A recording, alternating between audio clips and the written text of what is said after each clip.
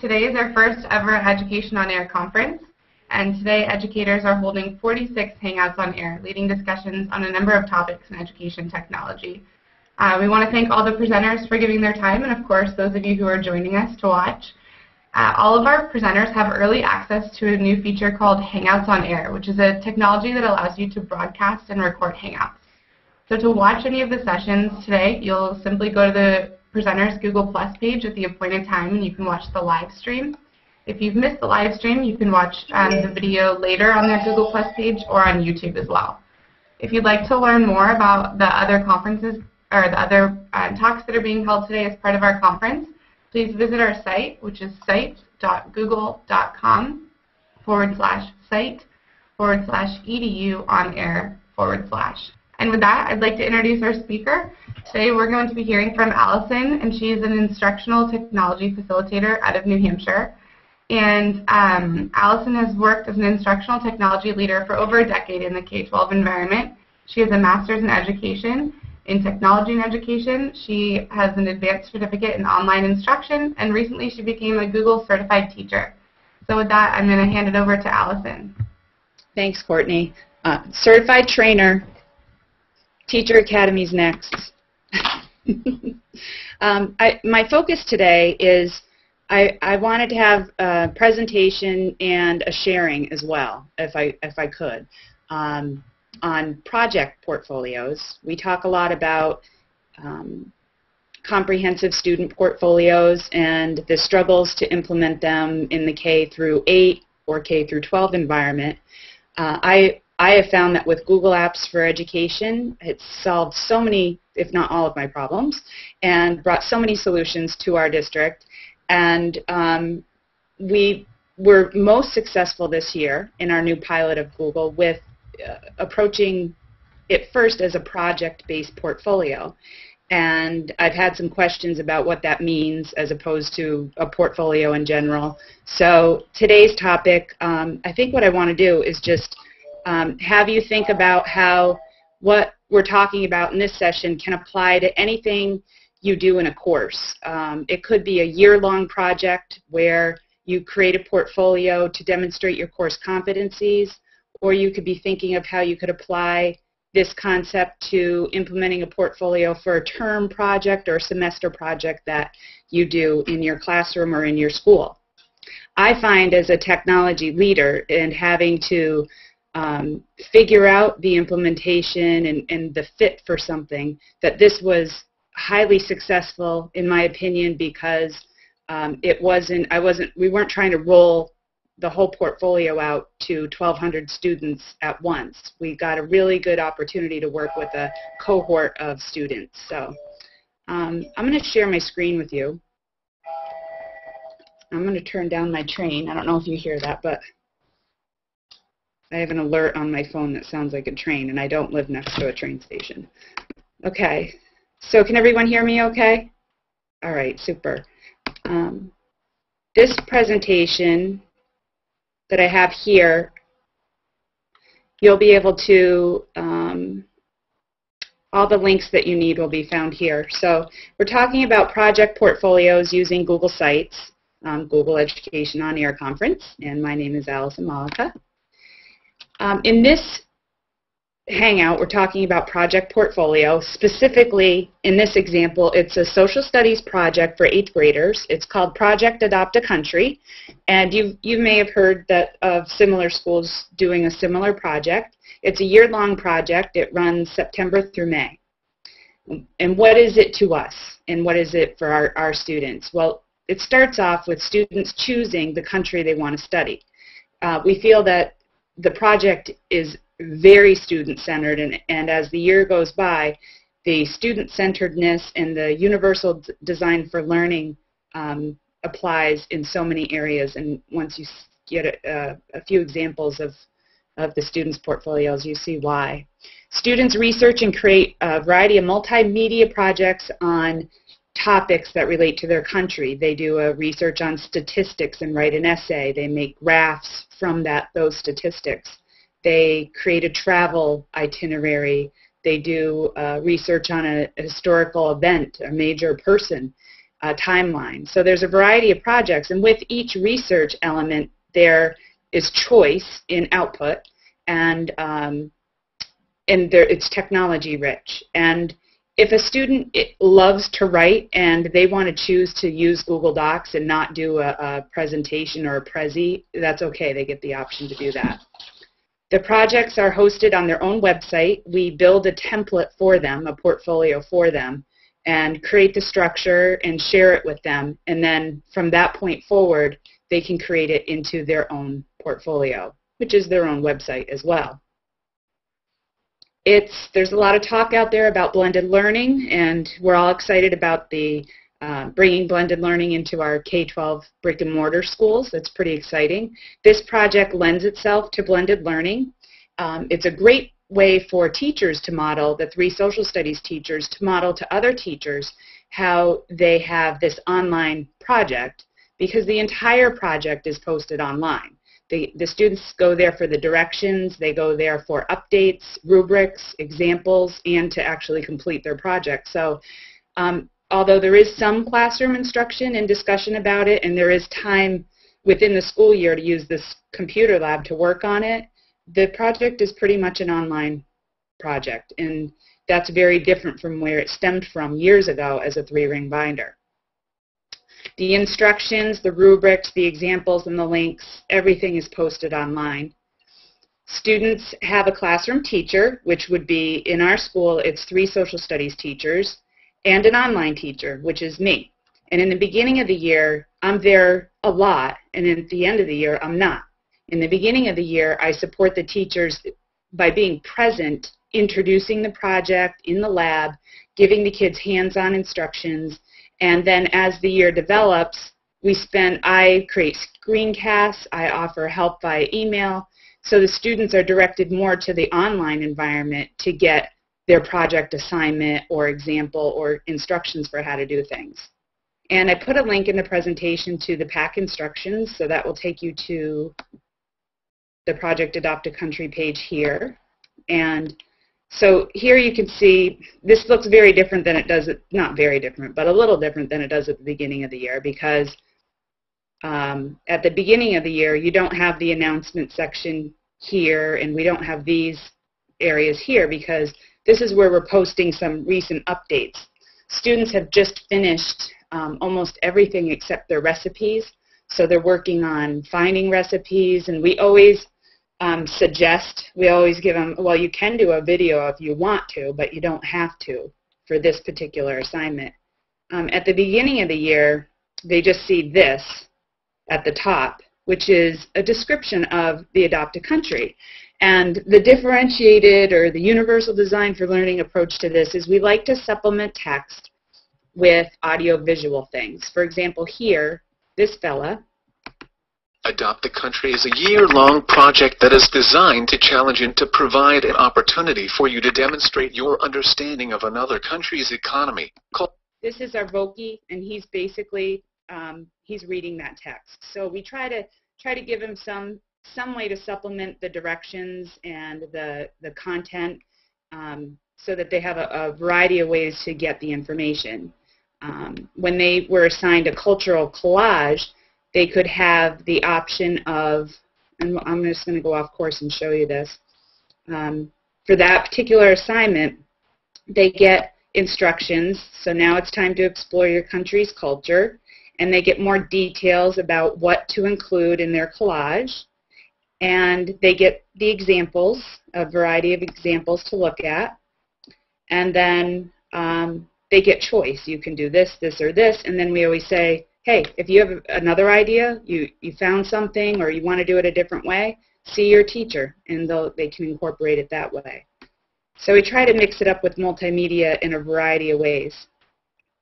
I'm going to go back to the presentation.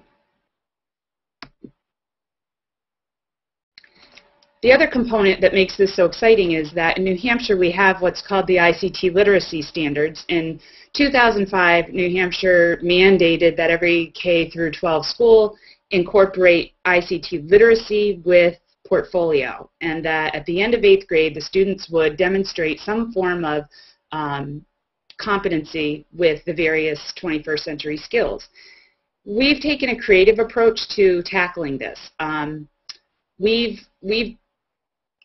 look at the Adopt a Country project as 8th graders working in the latest technology that we have available, that we're using in our district, that the world is using.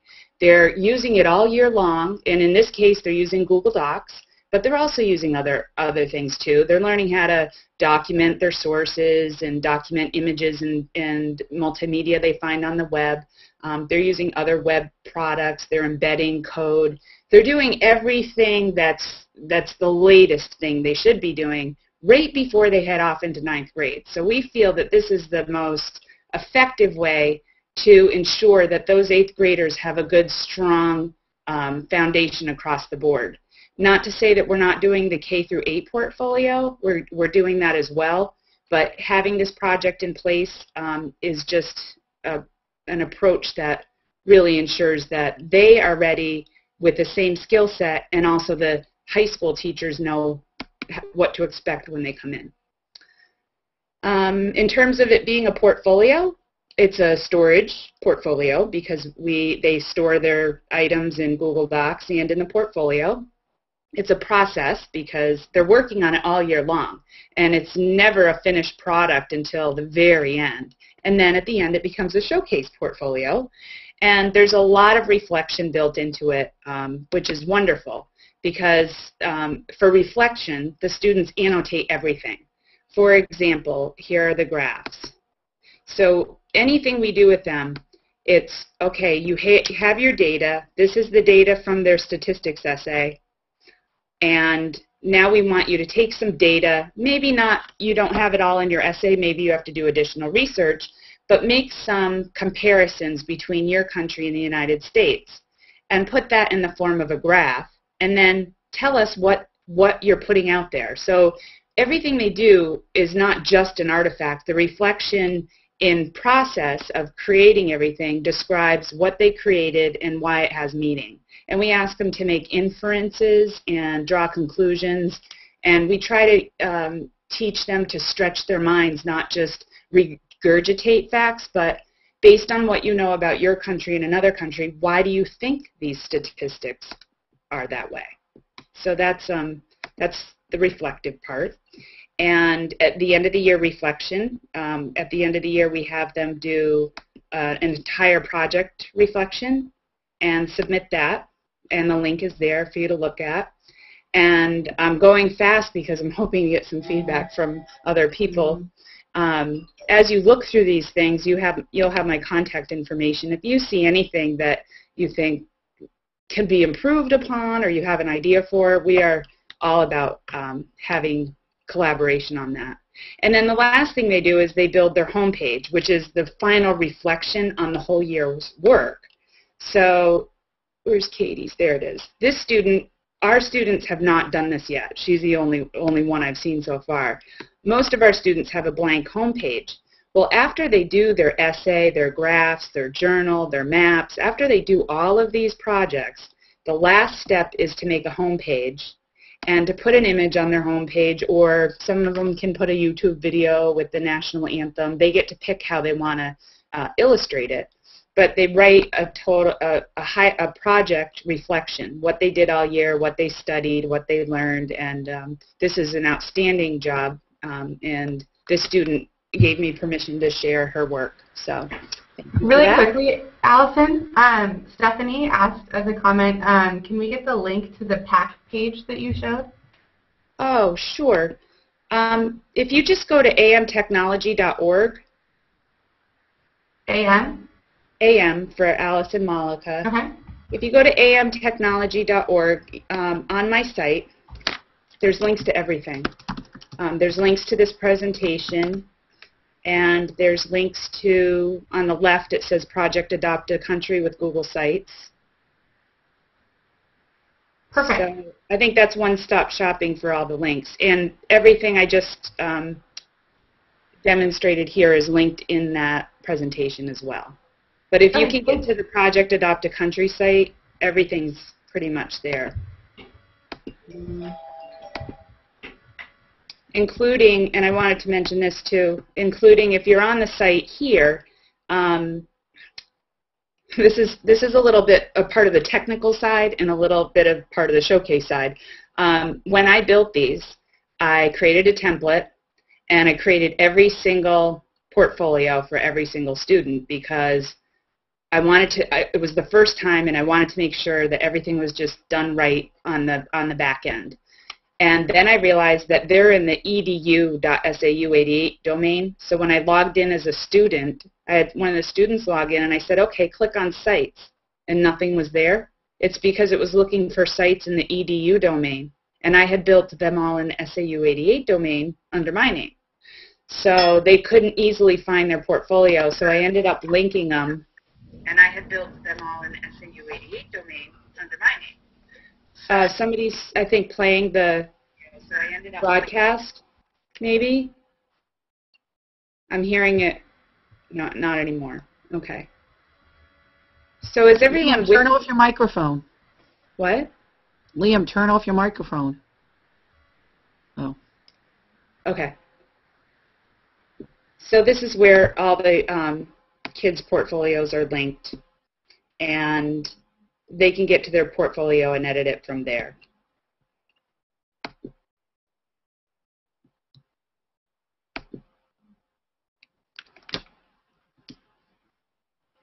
Are there any questions so far? I've posed all the questions to you that we have from online right now. Okay. All right. So I guess what I want to do, given that, is I want to show how the portfolio is actually made. So if somebody wants to reinvent this concept, they can. In my sites, I created a template. So I just click on Create, and then I browse the gallery for the template that I made. And my template should be available, but you can look and use any template you want. But once you have the template that you want, I just repeatedly went over and made sure I had the template, and then hit select, and I named the sites all the same. So this, I might have named it Project Adopt a Country _ Susie Smith, and then I'm not sure if that's all I did. So like next year I'll probably add a date to that. But if I have PAC S. Smith, and then I put the year of graduation at the end, that makes it pretty unique. And then I keep the theme the way it is because it's template. And then in the site categories, I'll do something like PAC, COIL for the teacher, period 5. And then that teacher can click on the categories in Google Sites. So if I click on Create,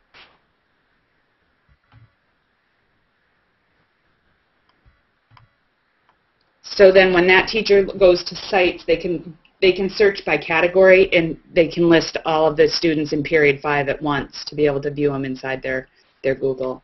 And then I had to go into share and change the sharing on it.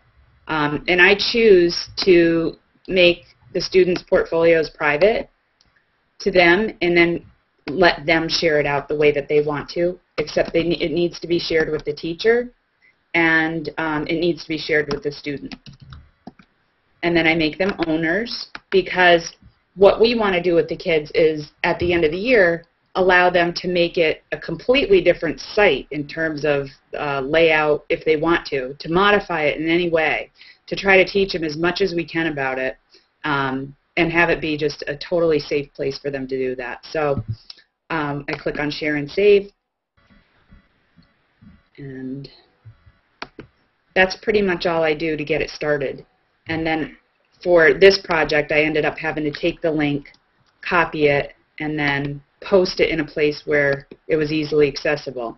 And it worked out lovely because it gave the students a reason to go back here, because they didn't remember where their portfolio was, but they knew if they came here, they would have to click on this to go to that portfolio page, which kept them going to the instructions. Allison, did you ever have students collaborate on any parts of their portfolio, or did students ever share their portfolio with other students? They share all the time. They really do. They share with each other. They are happy to make it public. There's one group of students that always collaborates. I think it's period 3, Liam. I was just looking at a... Yeah, period 3 always collaborate. So I've got period 5 here, and then where's their current cultural collage? That's what I was looking for.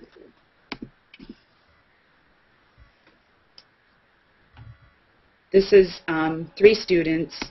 This is their cultural collage. So it's great because the kids will get very excited and do things outside of school, and they can be as creative as they want to.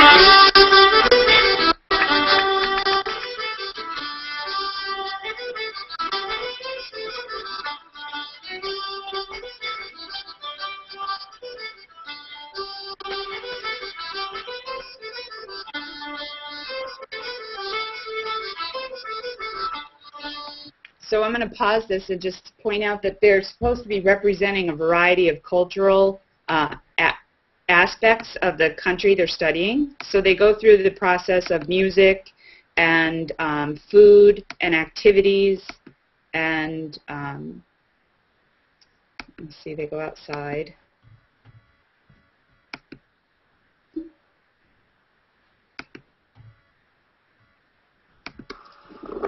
So they actually recreate what these Irish people do for recreation, and then they go in and they cook up some food, and they recreate the food. So a very, very creative approach. And this is what's nice about this project is that. Stephanie, would you ever eat that? Very creative approach. Ever, Stephanie, eat that? I can't see anything right now. Okay, I'm back. I thought it was back. I can't see you. There you go. Okay, here I am. Well, I just wanted to come back to the crowd and say that bringing portfolio to a school district K through 12 comprehensively is difficult, and bringing any project like this to every 8th grader or every 5th grader is difficult. It's the collaboration piece. If you have that, if you have teachers that are willing to collaborate with you, it makes it all the difference in the world. And also you have to have technical support. Also, you have to have technical support like yourself. Right. And it really makes it easy when you have that kind of collaboration. What I want to see with this project, because I feel it's still new, because this is the first year we had Google, is I would love to see the math teachers get involved and the language arts teachers get involved, the consumer science and the science teachers, and take on aspects of the project and allow the kids to be able to work on it in their in a different classroom.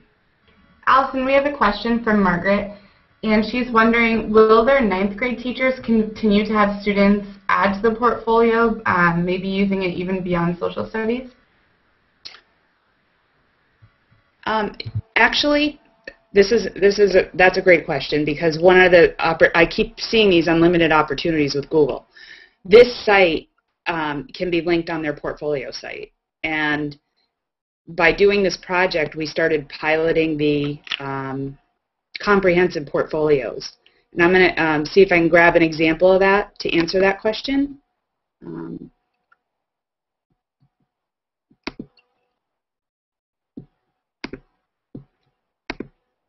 Oh, there it is. I wanted to screen share, and it didn't give me the choice. I'll show you an example, if I can, of that site. So we worked out the kinks with the I think it's Susie. We worked out the kinks with the deployment of the portfolio doing the project Adopt a Country, so I'm feeling probably overconfident, but have created a portfolio template for everyone in K through 8. And I've talked to our 9th grade teachers who teach freshman foundations, and when the students go into 9th grade, they have a course called Freshman Foundations that every 9th grader takes. So collaborating with those teachers, what we're going to do is have the students who come in, now next year's students we'll probably have them delete K to 6. If they don't have the artifacts, they're probably not going to go back and get that, but we'll show them how to modify this portfolio, and if they don't already have their PAC portfolio linked to 8th grade, we'll show them how to do that. But each grade level has an opportunity in this portfolio for them to talk a little bit about themselves in the scope of that year. So if they're playing soccer or they're really into drama, whatever they're doing in that particular year, they can showcase on their homepage as like a summary of the year. And then they can add subpages with artifacts, with reflections and examples for that portfolio. So for 8th grade, they can link to the PAC portfolio, and it'll bring them right to the portfolio that they made. In 9th grade, what the 9th grade teachers will do is have them further develop this academic portfolio so that it highlights the 9 through 12 and still keeps the K through 8 but doesn't over-accentuate it. And I think Maggie wanted to ask, could a Wikipedia or a wiki site do the same thing, or why do you prefer these Google sites?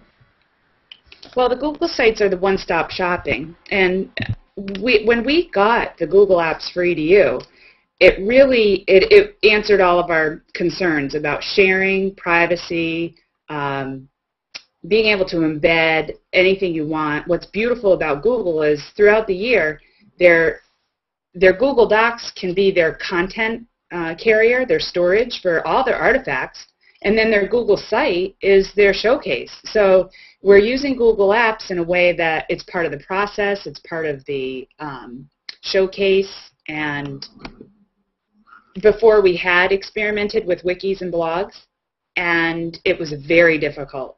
First of all, if you want to be able to manage them easy, you have to pay additional money for it, and you have to pay additional money for it every year, and it only serves that particular purpose.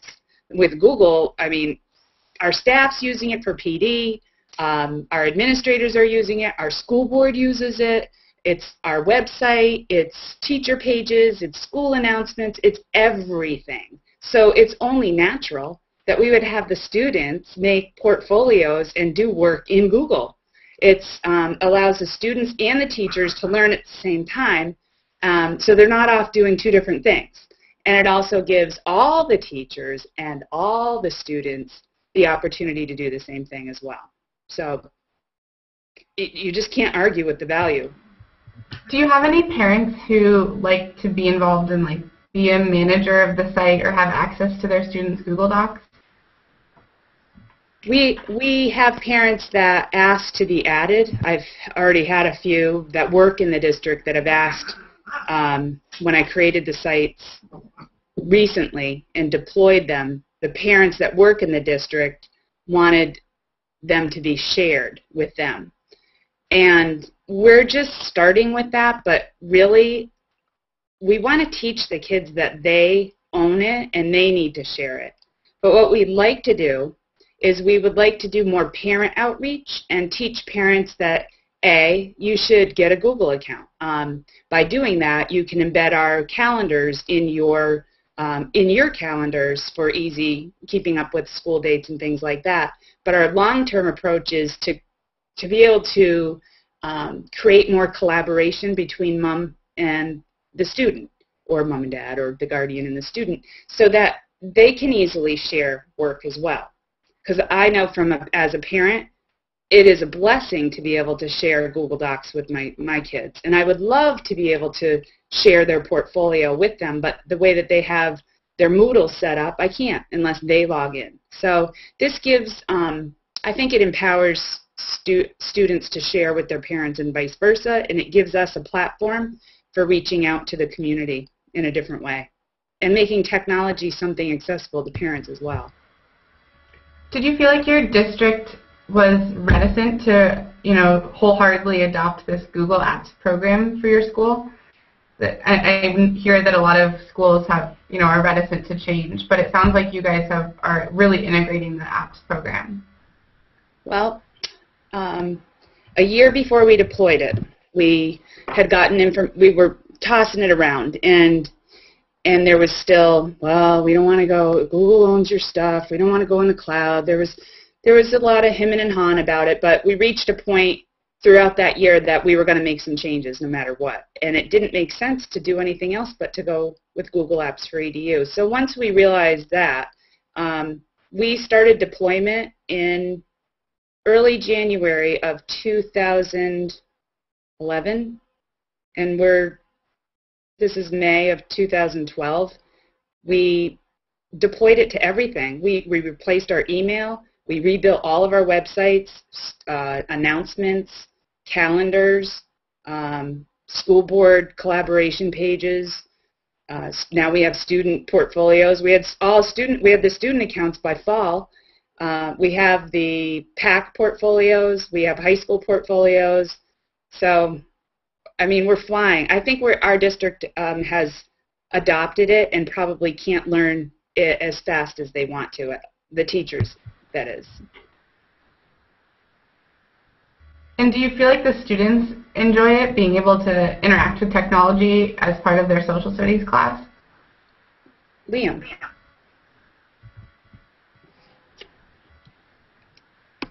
Well, that's very obvious. All the kids love it. Hey, all the kids love, the interaction and so forth, and they share each other's sites and they look at them.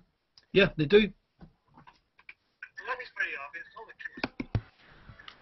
I was in the school the other day, and this is toward the end of the year, and the students that have done the PAC project this year, and I think I've been working with Liam for 3 years with it since we met, 3 or 4 years, and we went through the wikis and the PB wiki process and worked our way to here, and I've never felt that the kids were really enthusiastic about it, like as much as I was, and they're telling us all day long how much they value this project and how much it's helping them.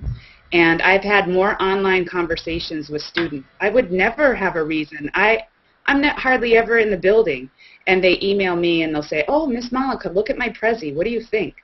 And then I get an opportunity to give them great feedback. Or I'm having trouble getting my Prezi embedded in my Google site. So then we'll go back and I'll show them how to embed a Prezi in their Google site, so it's pretty fun.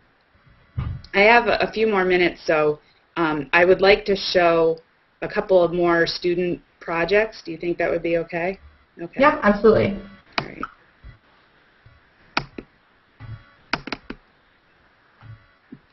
Well, I'll back up a little on this portfolio because I didn't think we'd have time to get into the discussion, but apparently we do, and that's good. Wish us luck on this deployment. I'm just going to say a few things about this. As we decided that we would build each student's portfolio for them one by one, creating a very blank template, a very easily modifiable template, which is this one, and that way students can easily modify it to any way they want. And the idea is that for every grade level, down the road they'll be able to put their school picture and they'll be able to add something about themselves and then add a artifact from every year. Now, we're hoping that we can get one artifact from every grade, and yet I have some grades that are already ready to put in 3 or 4 writing samples, so we're trying to work through that. But it's very easy, and the template, when they first go in, I wish I had a blank one, I guess I don't. Basically, when they open up a page like this, it'll say 7th grade project, and when they go to edit it, there's a place for them to put the description of the project and then the artifact and then a place for a reflection.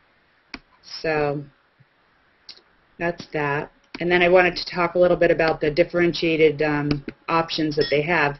Here's an example of 2 students this year, Universal Design for Learning, having that choice in how you convey what you've learned. They had to do a current or historical event, and this student really likes to use docs. She loves to use docs. So she did her report on Tata Young, and her country is New Zealand, I think. And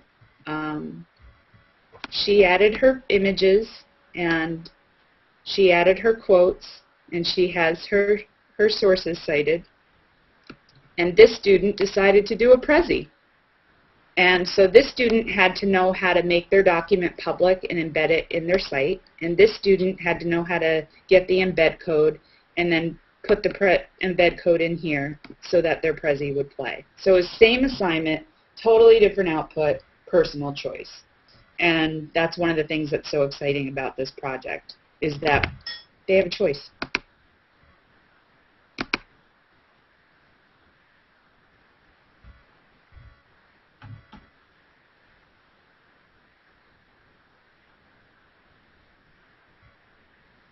Thanks, Allison. Sure. Let me stop the screen share.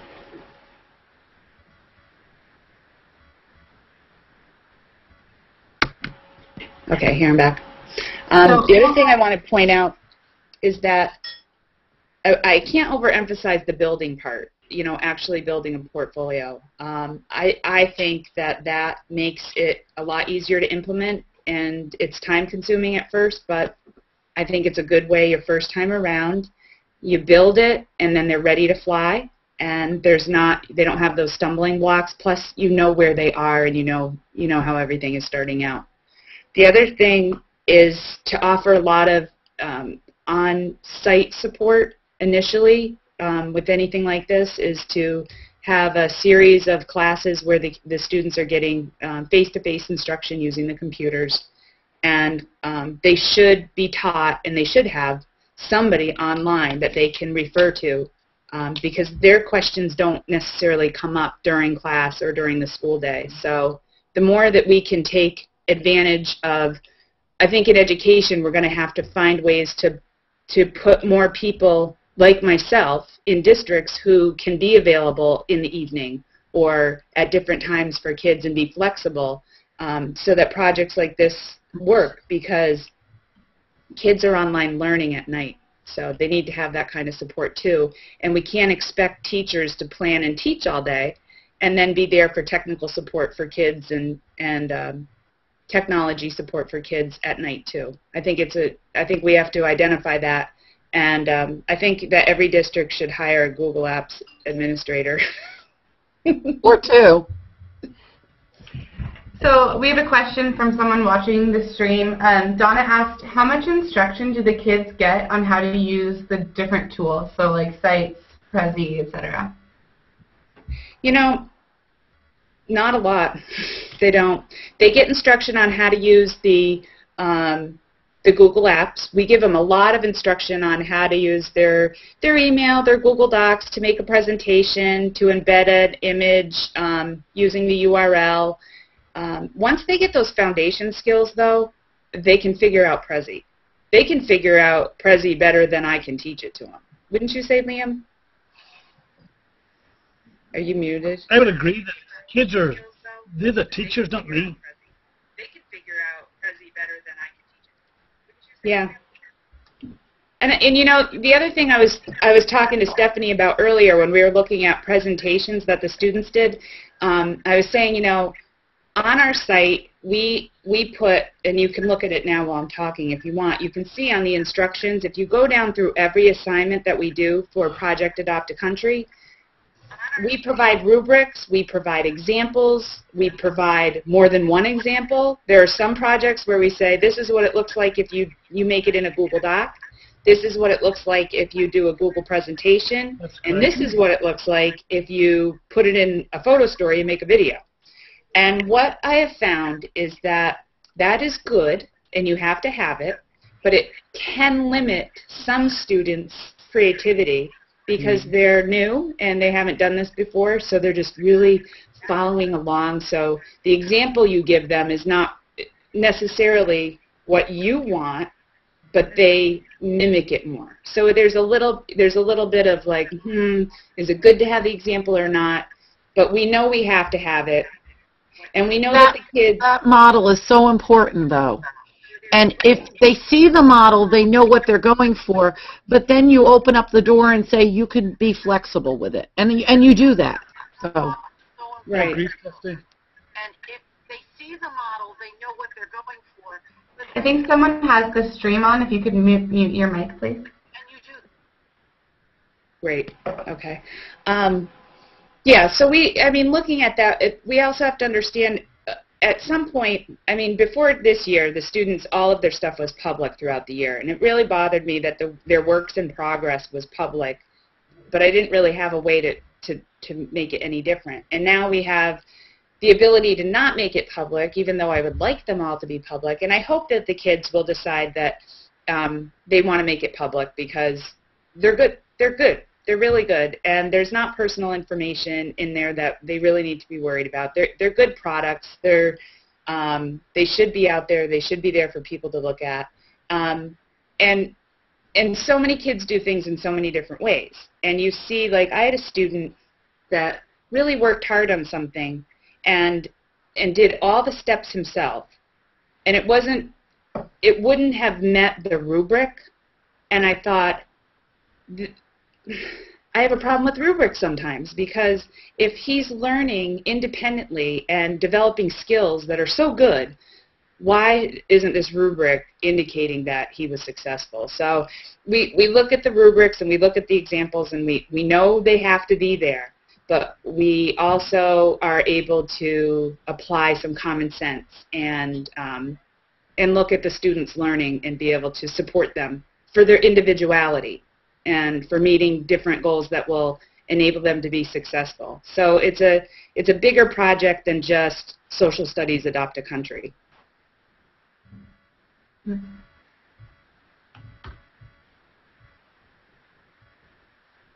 I think those are all the questions that we have from the comment stream. I don't know if anyone else who's in the Hangout has any questions or anything to add.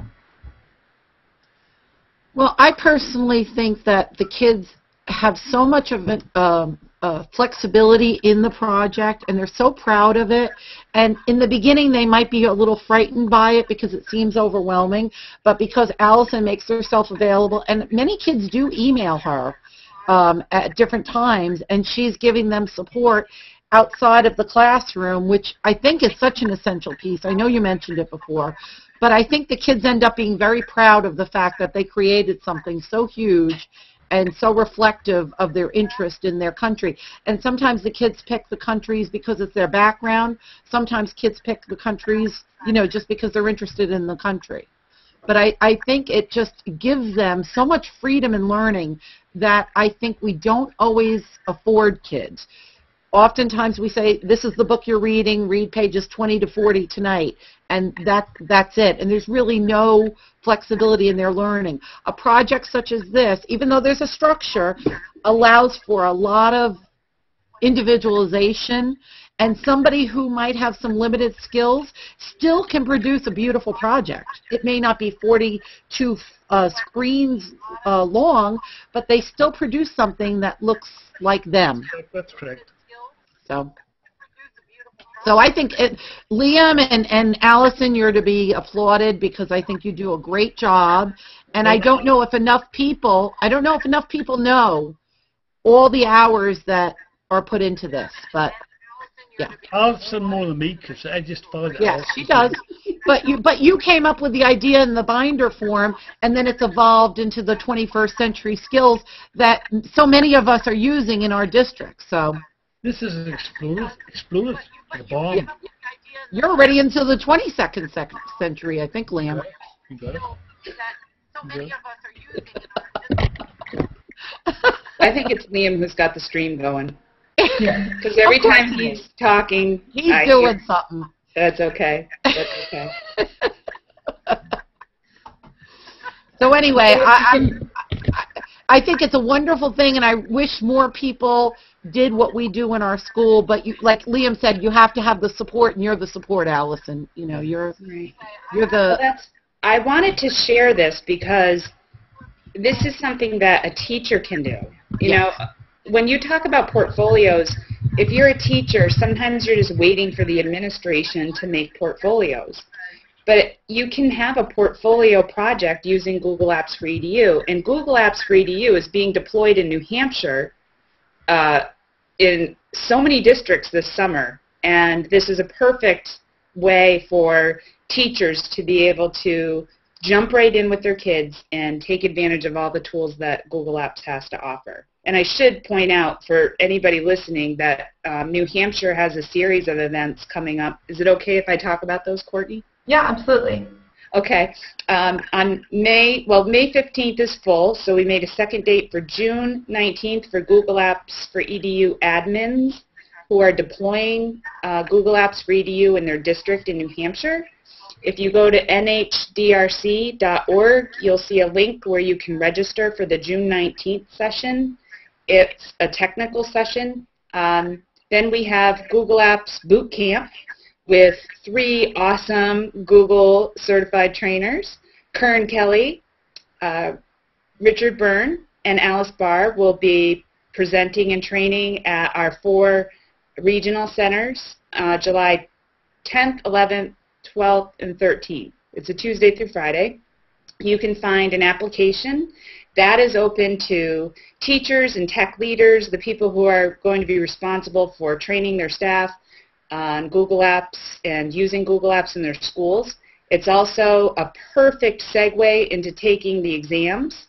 And since it's a New Hampshire grant-funded boot camp, it's an 11-hour day. If you take your exams by August 30th, you'll be reimbursed through the grant. So again, that address is nhdrc.org, and I have to just remind folks that it's a New Hampshire grant, so it's only open to New Hampshire schools. And we do have some Google Apps for Education conferences happening all around the country this summer, so just visit the Google Apps for Education site, and I think there are 4 different conference sites that you could attend. Yeah, the Google Apps Summit in California is the same 4 days that we're celebrating in New Hampshire. Well, thank you so much, Allison, for hosting us today, and thank you for everyone who participated in the Hangout and on the comment stream. You have Allison's contact information from her Google Plus page, so feel free to follow up with her directly with any other questions. Thank you very much. Thank you, Allison. Thank you, Courtney. Bye, Allison. Thank you both. Bye. Bye.